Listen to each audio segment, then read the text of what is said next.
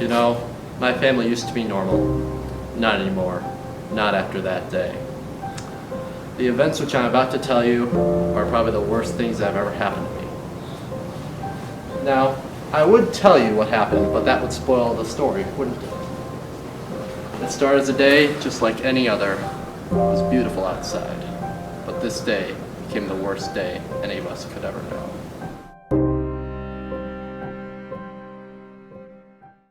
Come on, boy, get the stick.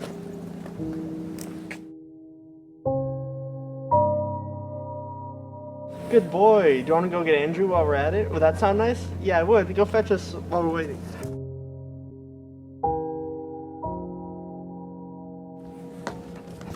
Oh, good boy, good boy. Oh, look at you. Oh, yeah. All right. Hey, here, you want to get the stick? Whoa!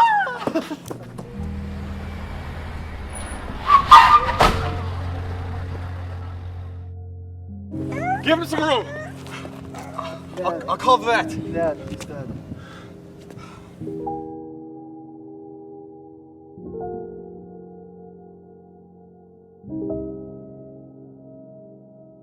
Barney's death affected us all, but it definitely affected Andrew the hardest. He would spend day after day after day using his artistic talent to draw pictures of dogs, and more dogs. I was so sick of it! Sorry. He wanted the memory of Barney to live on, but I just wanted to forget about all of that. However, I wouldn't be able to forget it anytime soon because we had a full-on funeral procession for that dog. Dearly beloved, we have gathered here today not to mourn the death of Barney the dog, but to celebrate his life.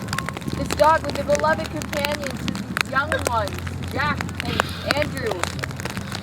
Surely, he cannot be replaced, but hopefully with time we can move on without forgetting. It shouldn't be his time. I can't believe he's gone. We didn't have him for very long, did we? We need to move on, Dad. We've had him for 8 years. We knew his time was coming soon, but we didn't expect him to go out this way. We have to move on. I know. I'm just gonna miss him, slobbering on me and leaving his toys at the foot of my bed. It's gonna be so quiet when we get home. Okay, seriously, what are we doing here? It's just a dog! And it's cold, and I'm wet, and I don't want to be working on a Saturday afternoon. Jeez, just move on. Surprisingly, having a formal goodbye for Barney really did help us a lot. So much so, in fact, that just 3 days after his funeral, we were able to show our faces in public at a nice family picnic. And that's exactly what we did. Hey, Mom, can me and Andrew go throw a ball over there? Sure, it's muddy. Just don't get dirty, though. Let's go! How did we get so lucky? Honestly, I don't know. Want to go join them? Yeah. All right.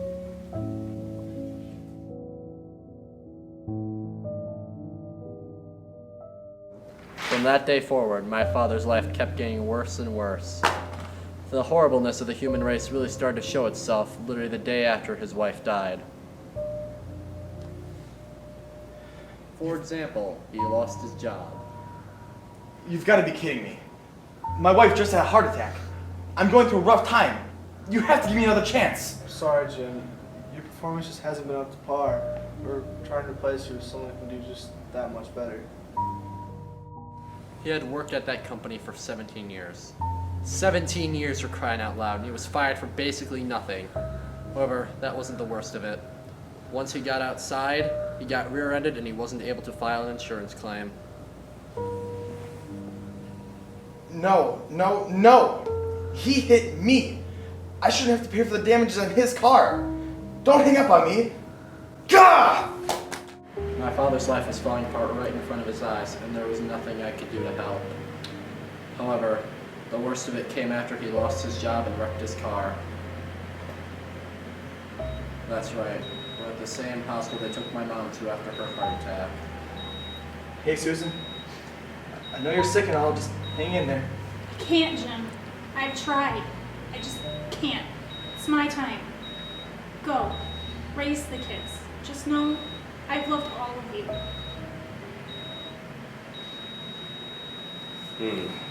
Time of death, 4:21 p.m. No. No. Susan, stay with us. I'm sorry for your loss. You can't leave me. Stay with me. It's okay, Dad. It's just like Barney.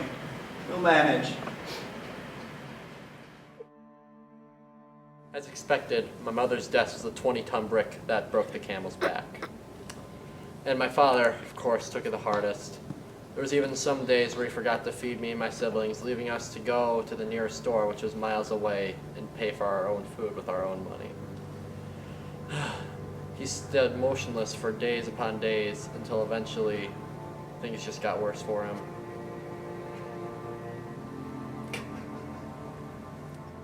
No! Well, I must warn you, your father suffered some minor damage due to the impact. Don't worry, shouldn't be anything noticeable. Be coming around soon. Thank you. So, it's brain damage. You think anything's gonna change? Honestly, I hope so. Dad's just been so depressed lately. I don't want him to feel that way anymore. It just hurts. Yeah, you're right. I'm gonna go to the bathroom. Be right back, just a second. Okay, I'll just stay here with Dad.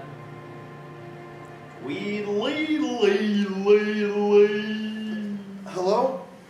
Is anyone Dad? there? Dad, are you okay? Jack, get back in here. Dad's awake. Good boy, Andrew. Have you seen Barney?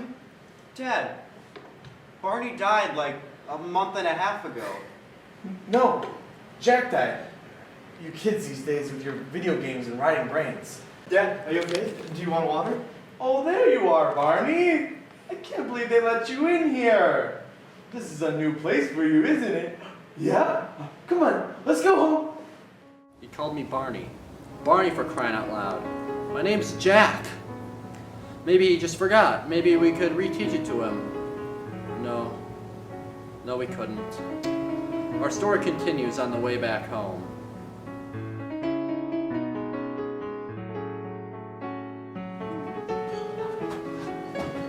Don't worry. We just have to go to the hardware store. Barney can't be walking out without a leash. He could run away, and that would have been good now, would it? No. Barney's dead, Dad.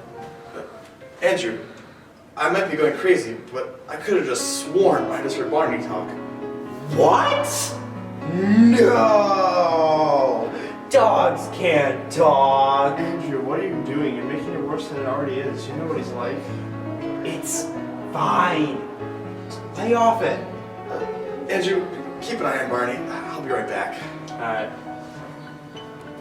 I can't believe he thinks you're Barney, a dog. Do you think he's ever gonna come around? I need him too. Barney, stop barking like that. It's not very nice. There. Now you can't run away. Let's go home. We don't have much time before dark. That wasn't the worst of it, though. People kept acting like I enjoyed pretending to be a dog. The worst of it, however, came one day when I decided to rebel, and it backfired in my face. Barney, I'm gonna go play catch with Andrew. Stay here. I trust you don't need your leash.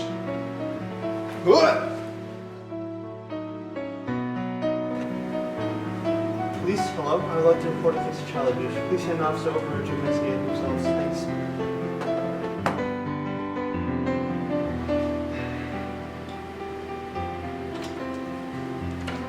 Excuse me. I got a call for child abuse. What's going on here? Nothing. I don't think there's any child abuse. Andrew hasn't told me anything. Are you sure? The caller seemed pretty distressed. Maybe a little bit of time would jog your memory. Just be sure to call me if you think of anything. That won't be necessary. Come. Here, take a seat. Okay, thank you. My son's outside playing with the dog. Your dog? Yes, his name's Barney. He's a cutie, isn't he? Andrew loves playing with him. He's a pretty lonely boy at school, if you can believe it. Now, this may sound a little silly, but that's one of the most beautiful things I've ever seen. There's clearly no child abuse here. Even when I tried to call for help from the people that said they could do something, they just ignored me and blatantly took my father's side. I'd enough. This was the day I took matters into my own hands. great day for a barbecue, isn't it, Barney? I've had enough of you, Andrew. Dog's such a cutie. I wish I would excuse him. I second that vote. Where'd you get him from? Oh, they closed a long time ago. Ah, that's unfortunate. Andrew, give me the leash. It's time Barney heads inside. I don't want him eating all the burgers. Dad, stop, not dog. I'm sorry, everyone. He's usually not like this. He's usually more cooperative. Dad, stop it. I'm Joe, I'm leaving. Can someone stop my dog? Please! I've had enough of all of you. It's time to pay. Ooh. Ah!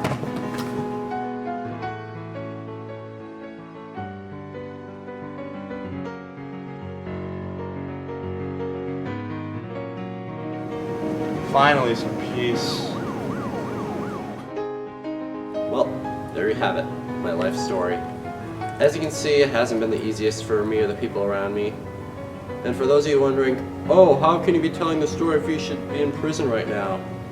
Well, I'll just let my trial do the work and explain it to you. Order in the court. How does the accused plead?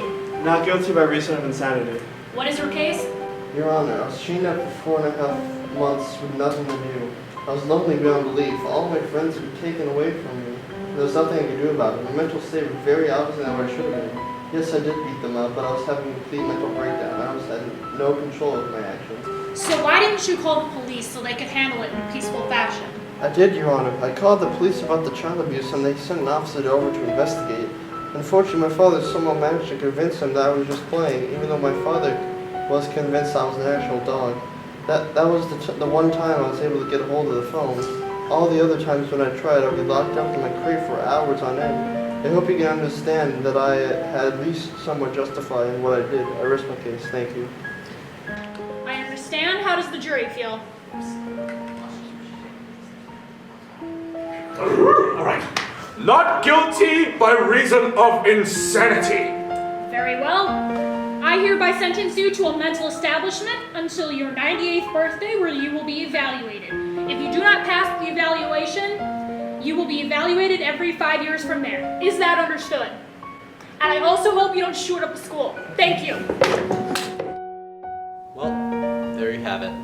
My many months of torture came to a relatively peaceful end. I passed my mental evaluation on my 18th birthday, which, in my opinion, that's a pretty good birthday present. I got released the same day. Now I have a job, a girlfriend, the whole shebang. And now I'm here telling you all my life story. It's been an honor to have you all, every single one of you. Thank you.